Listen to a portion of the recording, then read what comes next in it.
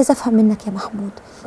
انا سمعت بتقول انا نفسي اضحك، نفسي افرح، نفسي اعيش زي بقيه الشباب.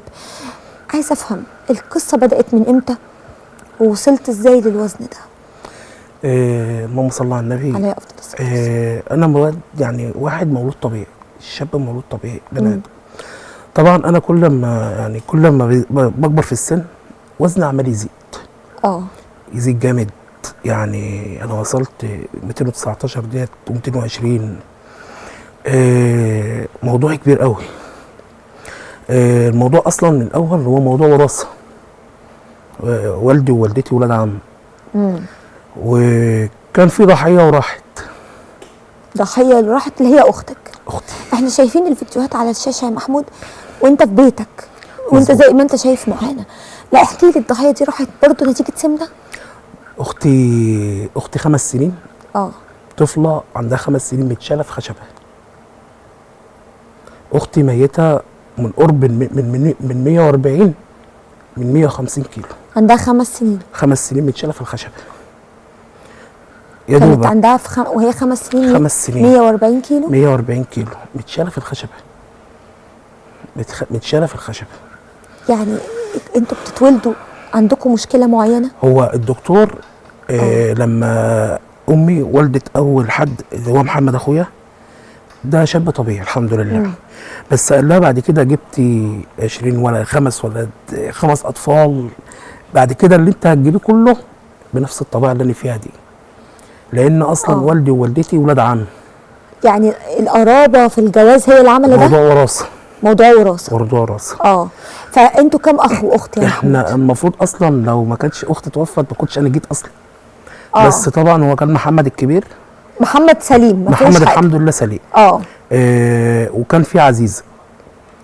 طبعا هي ماتت من هي اصلا مش عارفه تتعالج. مش عارفين يعالجوها. وغير كده كمان يعني ما كانش في تقدم في الطب زي الايام اللي احنا فيها دلوقتي. يعني حتى انا بحاول وبقول يا رب عشان ما بقاش ضحيه اختي كمان. ما تبقاش زي اختك. ما بقاش ضحيه زيها.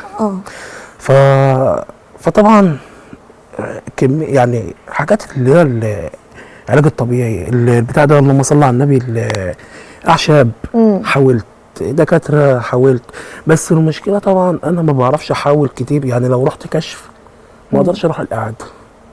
الظروف الماديه مش سامحه. يعني في بني ادم الناس بتقول لك ان انا تحت الصفر، انا تحت 7 ارض. شاب مش يعني حتى انا مش عارف اروح اكشف، مش عارف ان انا امارس حياتي كشاب. نفسي ان انا يعني هقول لك على حاجه. الناس بتيجي مثلا عليها رمضان وبيقول لك العيد فرحه. انا العيد عندي حزن. العيد الناس بتروح تجيب هدوم وبتلبس وبتخرج. انا لو فكرت ان انا راح افصل بنطلون انا بركنهم ما بلبسهمش، لان هروح فين؟ انت قاعد في البيت. انا السرير ده اشتكى مني. السرير ده لو بينطق كان اشتكى مني من كتر ما انا ما بتحركش عليه. اللي قاعد عليه 24 ساعه. 24 ساعه. حتى لما بقعد قاعده طويله ظهري بيوجعني. نفسي اقف مره دقيقتين، حتى نفسي اطلع البلكونه دقيقتين حتى اقف في البلكونه اشم هوا. ما بقدرش من النشران بتاع رجلي. تقل عليه جامد. ما بتحركش. وانت لسه صغير و26 سنه، يعني اجمل مراحل عمرك. انا بقى مش عارف اعيش شبابي بقى.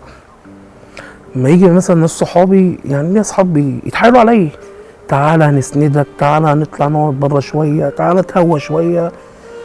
انا لو مؤاخذه في الكلمه انا اسف، الايام اللي انا فيها ديت ما كنتش بتخطى اروح الحمام.